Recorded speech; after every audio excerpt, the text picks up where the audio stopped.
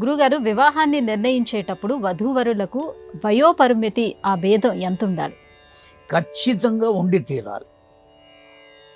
వధువుకి వయస్సు తక్కువగా ఉండాలి, వరునికి వయస్సు వధువు కన్నా ఎక్కువ ఉండాలి. ఎంత ఎక్కువ ఉండాలి అనేది కూడా శాస్త్రం చెప్పింది. కనీసం 6 సంవత్సరాలు వ్యత్యాసం ఉండాలి, వారికి భేదం ఉండాలి. కారణం ఏమి అంటే సైన్స్ ప్రకారం ఇవాళ రేపు వేదం చెప్పినా నమ్మకపోవచ్చు, కానీ శాస్త్రవేత్తలు చెబుతున్నారు అంటే నమ్ముతాం కదా.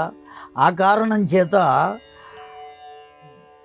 మగపిల్లవాడికి 20 సంవత్సరాల వయస్సులో ఎటువంటి ఆలోచనలు, ఏ విధమైన పరిస్థితి శరీరంలో కలుగుతుందో ఆడపిల్లకు 14 సంవత్సరాలకే అటువంటి స్థితి కలుగుతుంది. సైన్స్ చెప్పిన మాట ఇది, పరిశోధన ప్రకారం. కనుక 6 సంవత్సరాలు తేడా ఉండి వాళ్ళిద్దరికీ వివాహం చేస్తే ఇతడి ఆలోచనలు ఆమె యొక్క ఆలోచనలు ఒక్కటిగా ఉంటాయి. కనుక 2 చక్రాలు ఒక్క మార్గంలో వెడితే ఆ బండి ముందుకు సాగుతుంది, తేలికగా వెడుతుంది.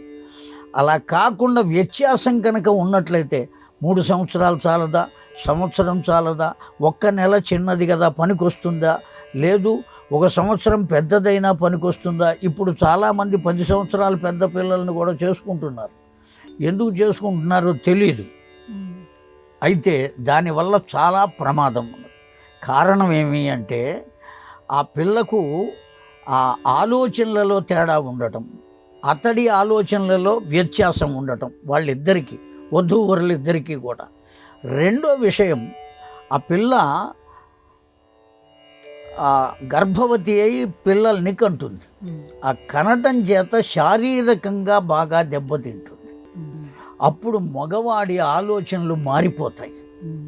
దానివల్ల సంసారమే దెబ్బతింటుంది. అందువల్ల తగిన వయస్సులో, చిన్న వయస్సులో ఉన్న పిల్లని కనుక చేసుకున్నట్టయితే అతడి కన్నా అంత ఆరోగ్యం దెబ్బతినదు. ఈ పిల్ల ఆరోగ్యం దెబ్బతినేటప్పటికీ వాడికి కూడా వార్ధక్యం వస్తుంది, ఆలోచనలలో సమానత్వం ఏర్పడుతుంది. అప్పుడు సంసారాలు దెబ్బతినకుండా ఉంటాయి. ఇన్ని ఆలోచించి ఋషులు ఆ విధమైనటువంటి వ్యత్యాసాన్ని ఏర్పాటు చేశారు. వెర్రితలలు వేసి అనేక రకాలుగా ప్రవర్తిస్తే వాటి వల్ల అనేక రకాలైనటువంటి బాధలు ఏర్పడతాయి సంసారానికి తప్ప వాళ్ళు క్షేమంగా ఉండే అవకాశం మాత్రం లేదు.